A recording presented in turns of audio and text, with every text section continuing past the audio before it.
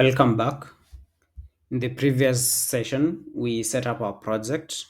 We created the basic HTML structure, added some initial styling CSS that you can see here, and we also linked our JavaScript. Now, in this session, we're going to be implementing the search feature, but we're going to start by adding the input bar, the input bar and the button here.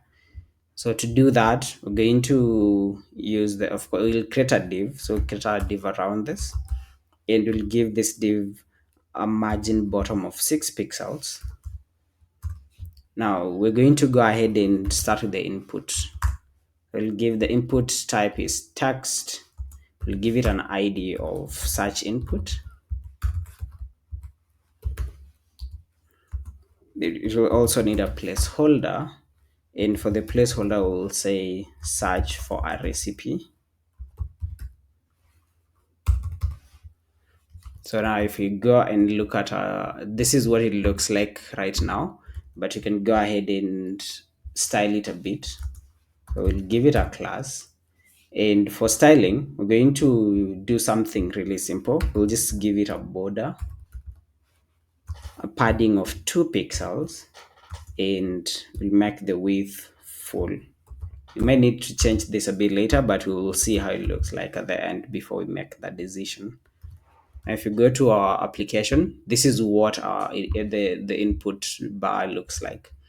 The next thing we're going to add is a button. So we'll have a button, and the button, of course, is going to say search for, and we'll style this button.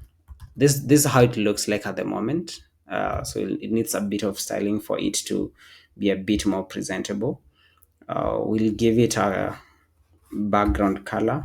So we'll give it a background color of blue. I'll make it blue 500. We'll make sure the text is white and a padding of 2 pixels. We'll also make it rounded and give it a margin top of 2 pixels.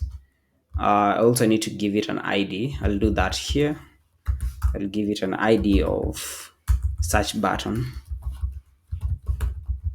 Let's see how this looks like. Awesome. This is what it looks like. So now we're going to go ahead and we search for a recipe, and let's say you want rice.